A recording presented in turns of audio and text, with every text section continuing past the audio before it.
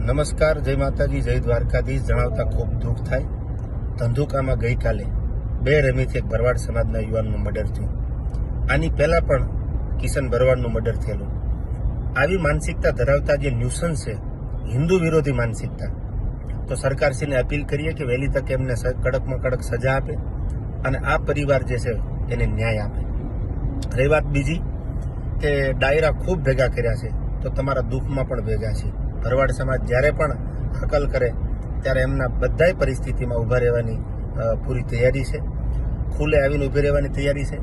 ત્યારે દ્વારકાધીશને પ્રાર્થના કરી જે પરિવાર ઉપર દુઃખ પડ્યું છે એને મજબૂત બનાવે, એને આ દુઃખનો સામનો કરવાની ક્ષમતા અને શક્તિ આપે.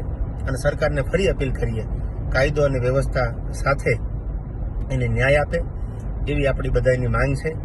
અને હિન્દુ વિરોધી જે માનસિકતા ધરાવે છે આને વહેલી તકે જો ડામવામાં નહીં આવે તો આજ આ ભરવાડ સમાજ, કાલ કોઈ બીજો સમાજ, કાલ કોઈ ત્રીજો સમાજ, આ બધા હિન્દુ ઉપર જ્યારે આવા ઘા થાય છે ત્યારે આ પાંચમી ઘટના છે હું જાણું છું ત્યાં સુધી, તો વહેલી તકે આનો કંઈક રસ્તો નીકળે એવી સરકારશ્રીને આપણા બધાની અપીલ છે. અને જ્યાં જરૂર પડે ત્યાં હૃદયથી, તન, મન અને ધનથી ભરવાડ સમાજ સાથે છીએ.